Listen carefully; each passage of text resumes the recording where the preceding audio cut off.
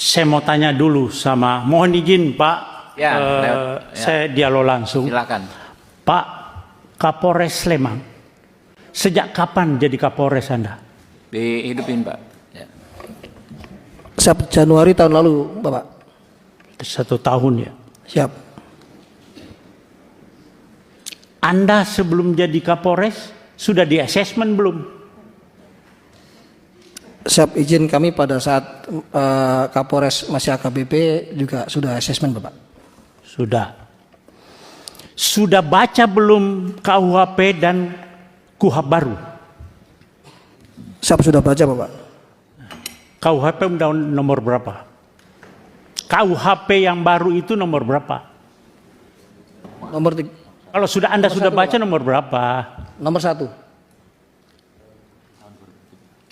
Iya nomor 1 tahun berapa? Nomor 1 tahun 2003, Bapak. 2023. KUHP? 2023. Ulangi. 2025. 25. Saya tanya Anda karena ada kaitannya nanti di pasal di KUHP. Berlakunya kapan sih itu KUHP dengan KUHP? Sejak tanggal 2 Januari kemarin, Bapak. Kemarin kapan? Kemarin dulu. 2026. 2026. Siap. Jawabnya begitu kalau Anda Kapolres. Kemarin kok, kemarin apa? Anda Kapolres. Harus melihat sesuatu gitu loh. Nah, sudah disampaikan oleh Pak Riwanto tadi bahwa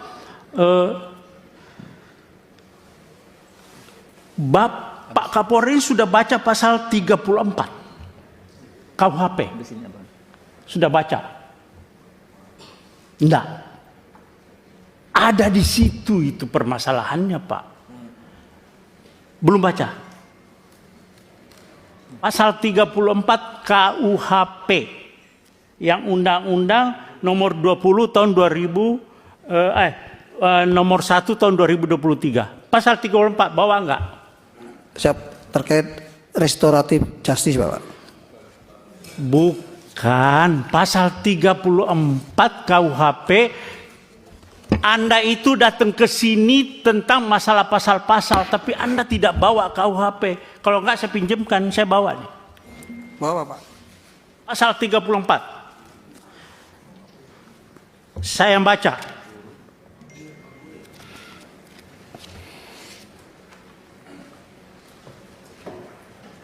Kalau ya saya Kapolda kamu, masih Kapolda, Anda tidak bakalan sampai ke Komisi 3 dan saya sudah berhentikan Anda. Anda kok Kapolres sudah kombes seperti itu. Bagaimana polisi ke depan? Oke, saya bacakan pasal 34 ya. Pasal 34. Setiap orang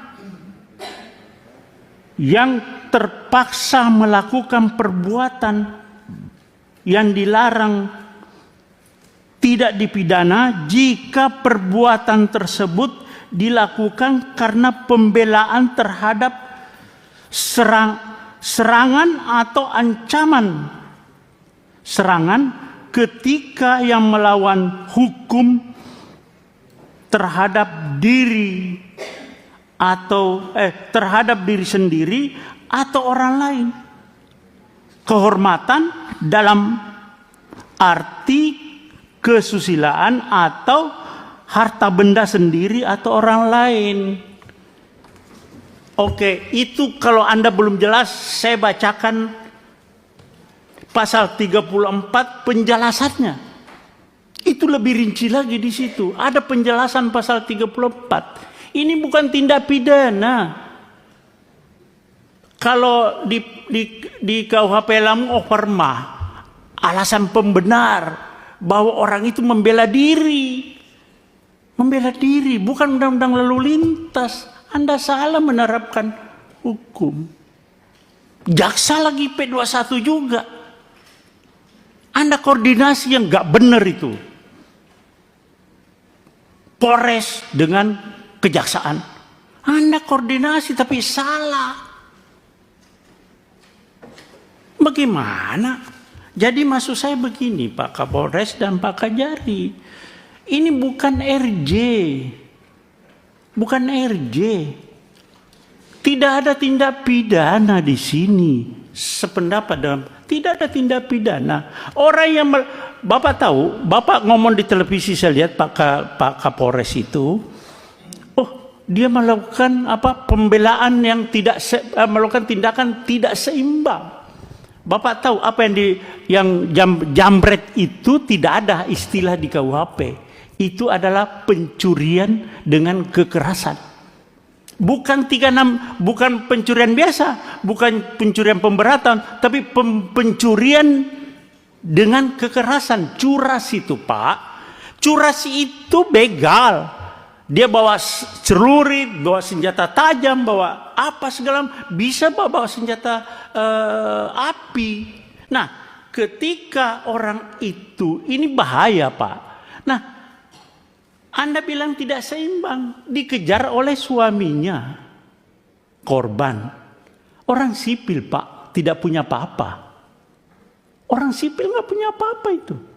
Nggak punya, tidak dipersenjatai. Jadi itu bukan tidak seimbang. Memang justru yang tidak seimbangnya itu orang sipil Pak yang mengejar pelaku curas. Bagaimana Bapak bilang tidak seimbang? Ya, jadi coba bolak-balik begini Anda salah menerapkan suatu pasal. Jadi tindak pidananya adalah curas.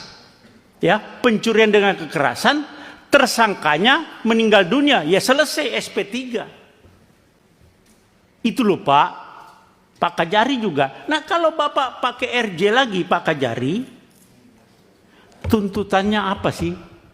Mereka pasti ada tuntutan Pak kepada korban ini. Di media sosial juga Pak Kapolres banyak itu di media sosial. Seandainya yang mengejar itu polisi, terus yang meninggal, apakah polisi dipidanakan juga? Kan selama ini nggak pernah polisi ngejar meninggal orang itu kan tidak dipidanakan juga. Jadi pasal 34 Pak, nanti coba Bapak buka, terus penjelasannya juga itu alasan pemaaf. Karena orang ini jadi korban Pak. Orang korban jangan jadikan tersangka. Ini kenapa Pak Kajari juga begitu, P21, langsung RJ. RJ itu ada tuntutan lagi toh Pak. Nah saya mau tanya Pak Kajari, dia minta berapa sih? Atau apa tuntutannya yang dari sana? Ya jawab Pak.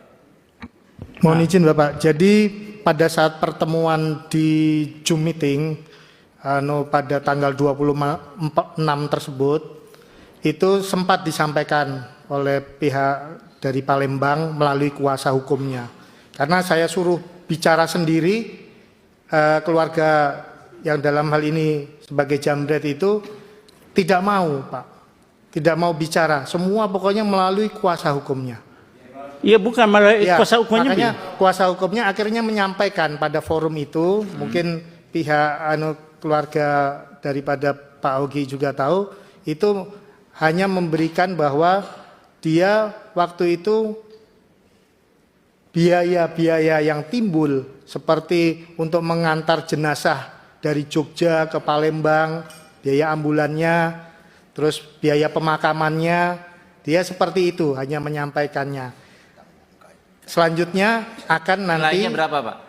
Dia belum menyebut nilai pada saat itu Bapak. Pada saat pertemuan Zoom meeting itu dia tidak menyebut nilai, hanya menggambarkan bahwa kan kami ada pengeluaran biaya-biaya seperti biaya ambulan, biaya pemakaman.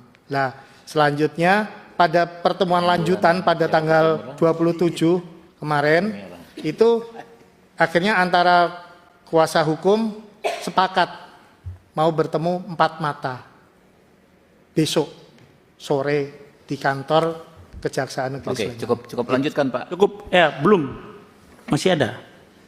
Jadi Pak Kajari dengan Pak Kapolres coba ini ya, Pak Kajari, Pak Kapolres itu sudah Sespimti atau Lemhanas? Belum? Saya belum Bapak. Sudah Sespimti? Belum Bapak. Hah? Belum. Belum. Ya udah.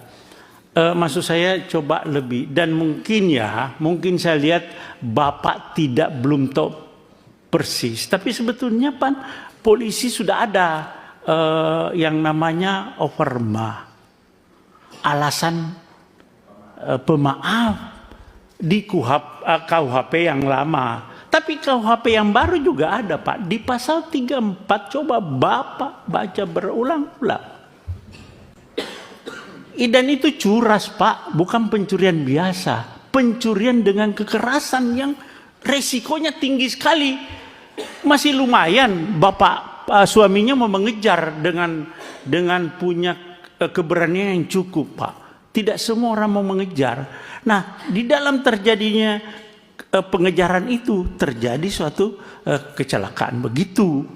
Ya sudah selesai, tersangkanya meninggal dunia. Tidak ada lagi RJ. Nah kalau Bapak RJ, tuntutannya itu nanti karena dia merasa pede. Persyaratan RJ Pak harus ada kesepakatan kedua belah pihak. Ini persis sama dengan yang di Jambi, Muaro Jambi. Jadi pede itu yang pelapor itu, jadi merasa percaya diri, jadi bisa membuat angka yang cukup tinggi nanti Pak. Terjadi lagi pemerasan di situ. Nah, saya minta Bapak lebih bijaklah terhadap ini berdua Pak. Bapak sebagai aparat penegak hukum, Bapak tahu ada alarm. Bapak bukan dengan gagah berani menyampaikan unsur-unsur pidana ini. Tidak. Coba lihat di media sosial bagaimana tanggapan masyarakat. Itu sinyal bahwa Bapak salah di dalam menerapkan pasal di situ.